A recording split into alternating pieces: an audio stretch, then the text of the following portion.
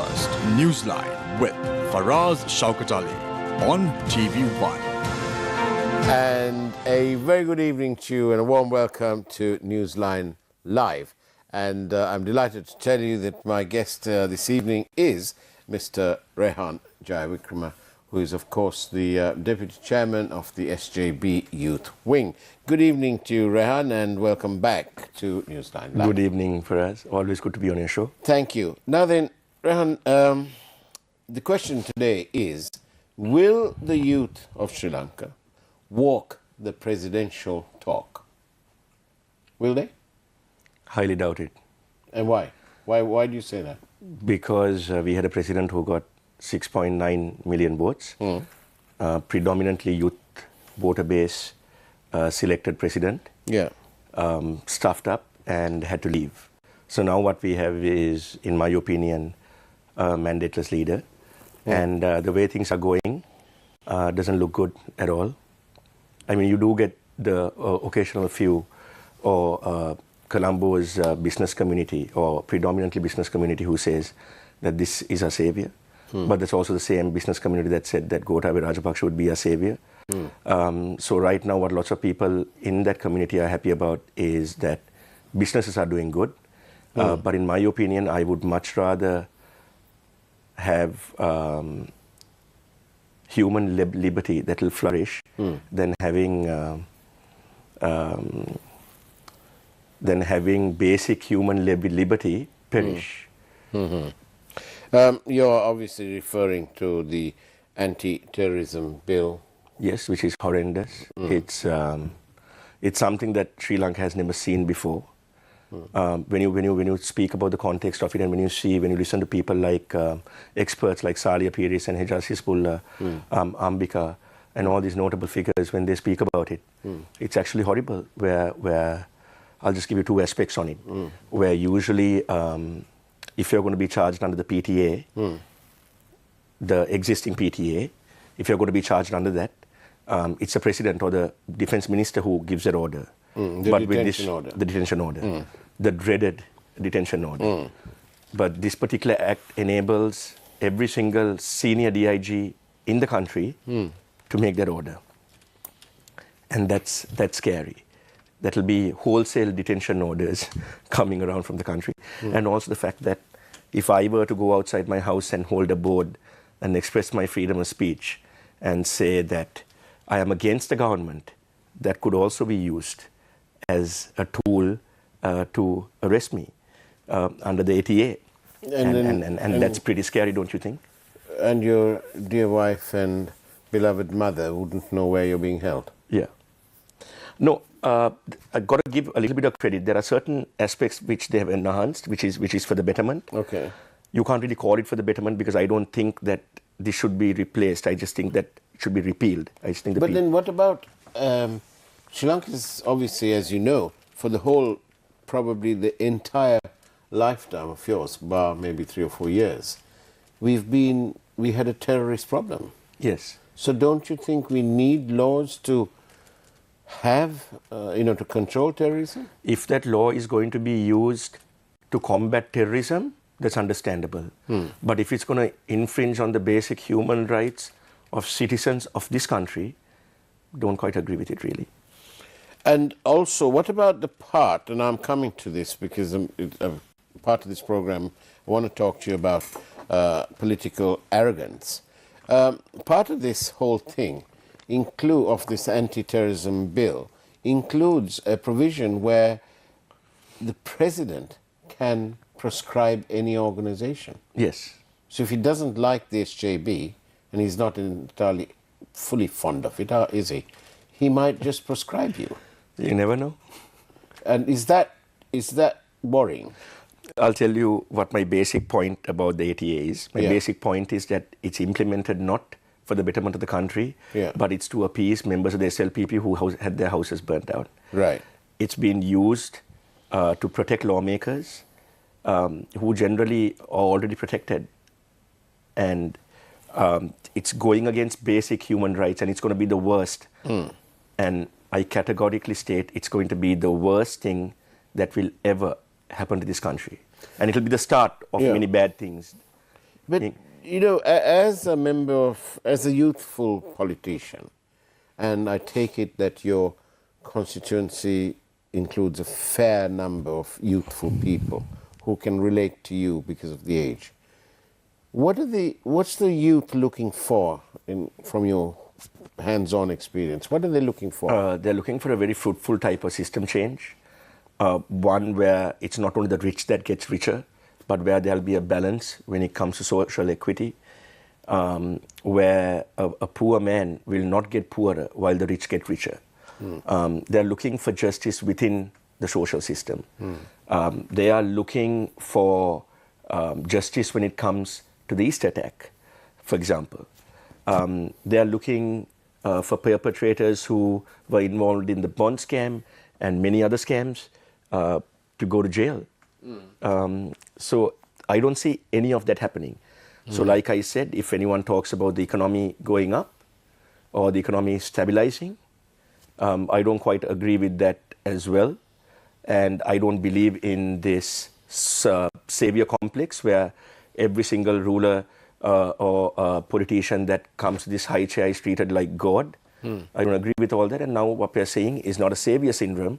Now what we're witnessing is the God syndrome, where a person in high office or a group of people in high office think they are equivalent to gods and not mortal. So would you encourage your fellow youth to enter politics? Of course, now's the time. Because this country needs youthful representation, not only in parliament but in local government upwards.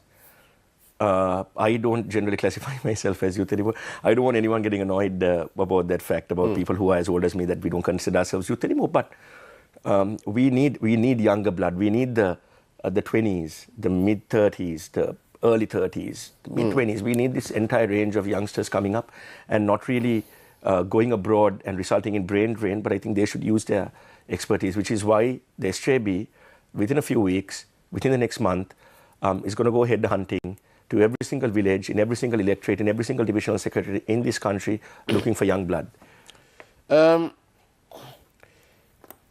In the last 4 or 5 months, I've been traveling around quite a lot around the country, and it appears to me that the popularity stakes has moved towards the loosely termed the JVP, the NPP. Does this mean that the SJB is losing some of its support?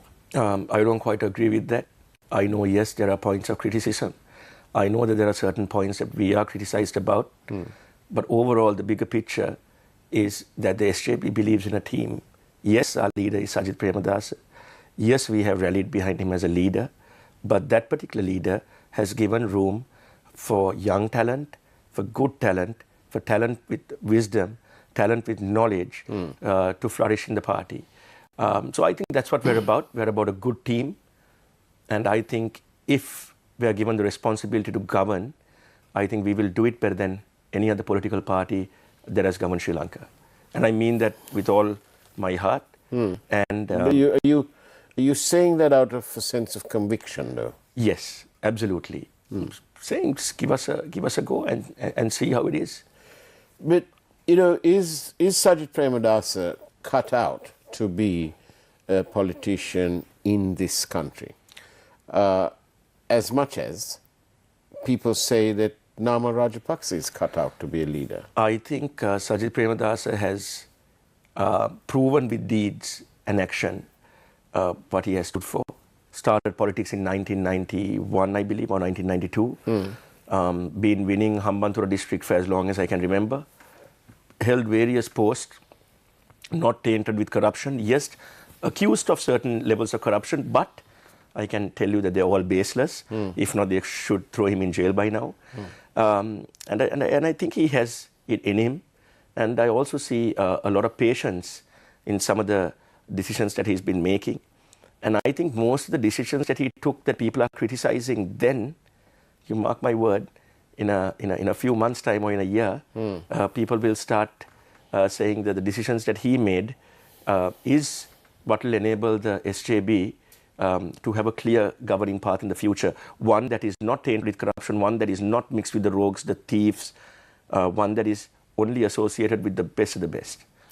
And have you, as a member of this youthful group of people in the country, and you're in politics, have you communicated to Mr. Premadasa and his team that one of the main sort of requests or demands of the Aragale was to abolish the executive presidency?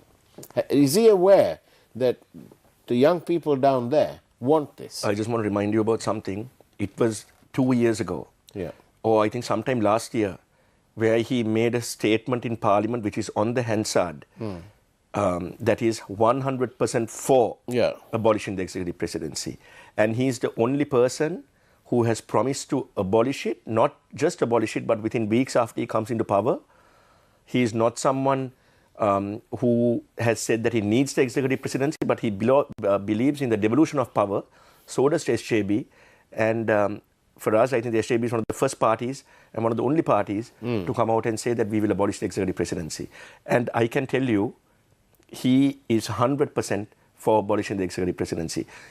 Say what you want, hear what you want to hear, but the ground reality from someone who associates the leadership on a capacity by being in the working committee and so many other organizations within the SJB, he's 100% for the abolition of the executive presidency. And also he believes in a brand new constitution, because there is no point putting a plaster on old wounds that keep on getting festered while you have to get new plasters. The only way forward is a new constitution. Is also given his acceptance of changing the constitution. What about a real commitment to eradicating corruption and the old boy network, if you like? Because I don't see any party really bringing in any legislation on the lines of Singapore's Political Donations Act. It's a very interesting question you asked. I'm also a member, I'm the Assistant Secretary of the National Reforms Committee of the SJB. We are formulating a very tough and stringent anti-corruption task force. I was at that meeting where he instructed the party lawyers to look at systems around the world, to look at Singapore, to look at Australia, to look at Sweden, to look at countries that have a high rate of anti-corruption mechanisms in place. And what he said was he doesn't want it to be like one single one, but he wants a hybrid system which will benefit Sri Lanka. And that has already been handed over to our lawyers, and they are preparing it as we speak. Right. Let's see. We've got a couple of minutes to go before our break. And thank you very much for your questions. SMS, WhatsApp will do. 0772 300 305. And our long-suffering producer, Harshana, has put it up on the screen. And welcome, of course, to the production team, to Navek Gunasekara, who's joined us to replace Shehan Rantunga. Now then, can I ask you this? You know, we spoke about arrogance. The president maybe a couple of weeks ago, just over a week ago, speaking about the marking of exam papers and so on, and obviously clearly frustrated at that situation.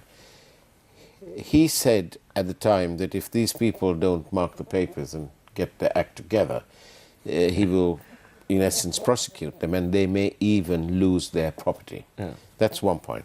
The second point, of course, was that the president, I think yesterday or the day before, said that when they were complaining about, they're talking finance, and when some stockbrokers were, talking about the haircut and so on with the local things, and, he said he threatened to close it down. I mean, is that arrogance? Is that how the youth would look at it? Is it arrogance, or is it being having a different form of illusion that other people are used to? I really don't know. But I think it's, for us, we live in a democracy. We are not an autocracy. We are a democracy. We have a parliamentary system. So if we have a parliamentary system, how can one person threaten to take over the houses of teachers, no matter how wrong they are, right? And how can you say you're going to shut down a stock market. Have you seen the countries that don't have a stock? We'll let you tell us this after the break, because the break has just dawned on us now. So here we go. Let's take a peek at this evening's headlines, and we'll be back with Rehan Jayawickrama all the way from Weligama.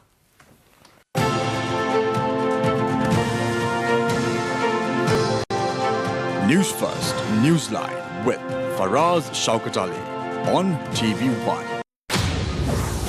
Double centuries from Nishan Madhushka and Kusal Mendis, and centuries from Angelo Matthews and Dimut Karunaratne helped Sri Lanka rack up huge total against Ireland. Yes, it will. Kusal Mendis. But this time, make sure. Sri Lanka's economy shrank by 7.8% last year, reveals the CBSL annual report. Multiple factions call for renegotiation with IMF with regard to domestic debt restructuring.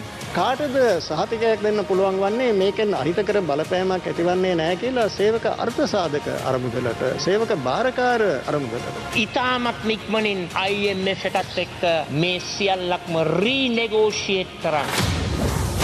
Sarath Fonseca responds to Vimal Veeravansa's regime change allegation. ඔය කැවුතු වංශය ආපහු හදන්න ගොඩ ගහලා මේ පැත්තට පැනලා ඇමතිකමක් ගන්න තමයි උදා කරන්නේ. Do not table the anti-terror bill in its current form. Human Rights Commission writes to the President.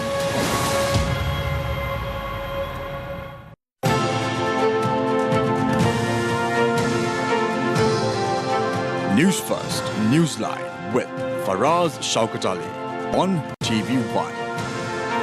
And welcome back to Newsline Live with Rehan Jayawickrama all the way from Weligama, and the deputy chairperson of the SJB Youth Wing. That was very interesting what you were saying. The president threatened to shut it down, shut the stock exchange down.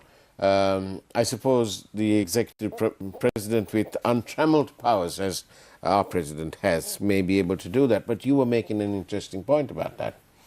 Do you know the countries that don't have a stock market? No, no. I don't want to go into a diplomatic incident, but for the viewership that's listening, please take out your smartphones right now and type on your Google bin or whatever search engine that you have, just enter countries with no stock market.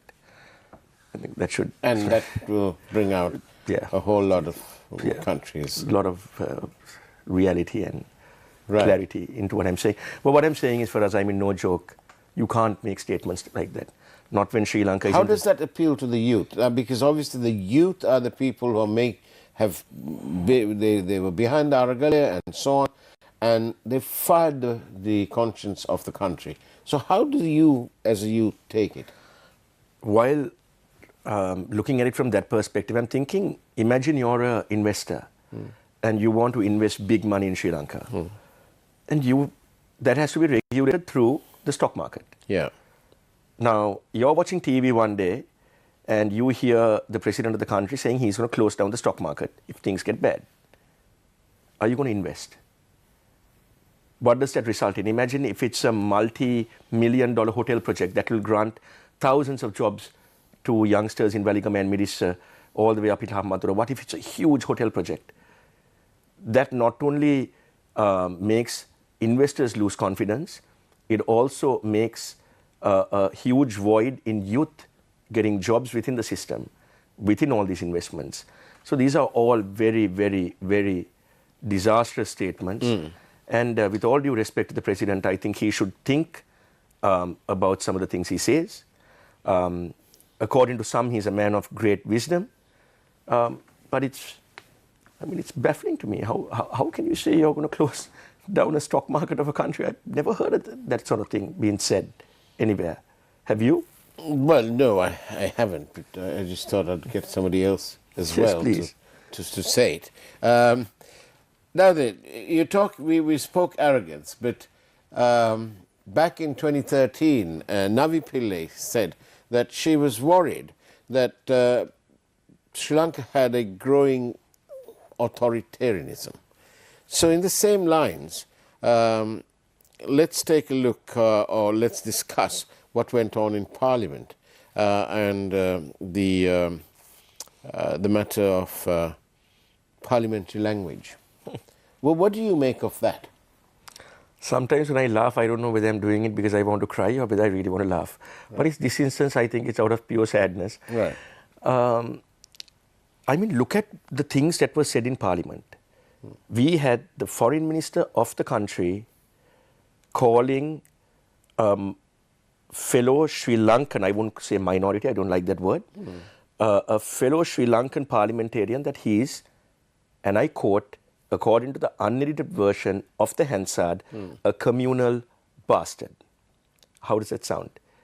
Especially if you're a foreign minister, I really don't care if it's Ali Sabri or Minister Ali Sabri or whoever's in that position. What matters to me is the title in front of that name. And we've had the Kadir Gamas, we've had Mangala Samaravira, we've had foreign ministers. What you say matters. And for God's sake, you just went on a reconciliation tour to South Africa, where you met members of the diaspora, where you spoke to members of the diaspora, and then you call one of their most prominent members a communal bastard. And then we get the dreaded name. We were a country that was ravaged in a 30-year civil war. And we had another cabinet minister calling that same MP a Kotia. I mean, what are they thinking? We are trying to build bridges. We are trying to promote reconciliation. We are promising the entire world that we're a government that believes in reconciliation. And at the same time, we call MPs, the foreign minister of the country calls him that name, I don't want to say it again, and then makes a apology saying, I don't know if I said it, but if I did say it, I'm sorry. It's just beyond me. Well, it's a bit like people who don't know the essential difference in between asking and telling. And this is the same thing. Minister Ali Sabri doesn't appear to want to accept that he made a mistake, that he was wrong, and he doesn't want to make a full apology. For us, can you just imagine he made a statement in Parliament today and he targeted it at the international community, at the diaspora. What if he just said, you know what, I was angry, something triggered me, I made a mistake and I am sorry. I give you an unconditional apology. How would that sound to the international community? It would sound that you have integrity and you have understanding. Absolutely. And you have balance. And if you, it doesn't matter which school you go to. These things don't suddenly come and land on your shoulders. It's all to do with one's upbringing and the ability to be able to be upfront and open. Because after all, we are in a democracy. Yes, we are.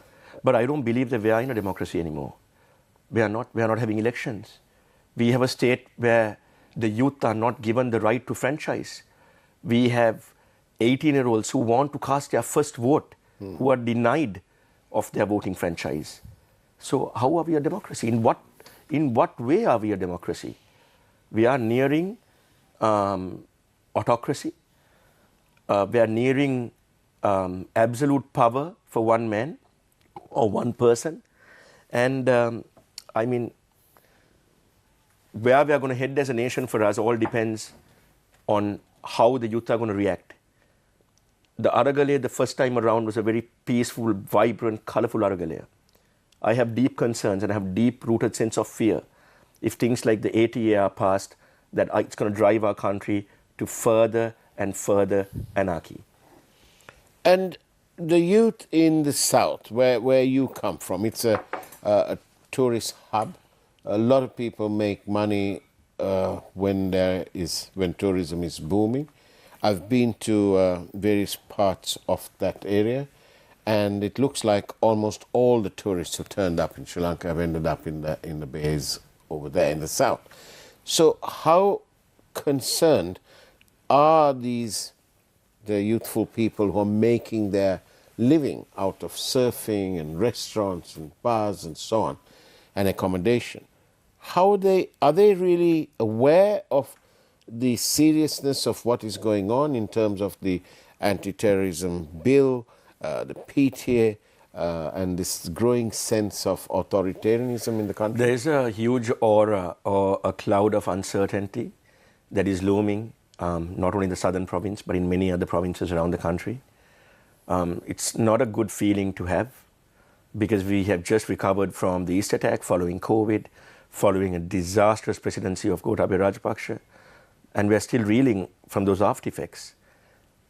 And rather than repair all that, we are going into further authoritarianism, where this current government is making the Gotabaya Rajapaksa regime look good in certain aspects. And the way they're handling protests and all these things, where they're infringing on the basic human rights of the people. So look, at the end of the day, we can all do our politics, we can all have our opposing viewpoints, we can all have our different ideologies, we can all have our different, how would I say, theories, like what the opposition leader said in Parliament. But first and foremost, we are Sri Lankan, and we have to look after this country. And I make a humble and sincere appeal to this government. It's a very humble and sincere appeal, and I've done this many times on this show and many other shows. Get your act right, get your act in order. Time's running out. One more chance to save this country.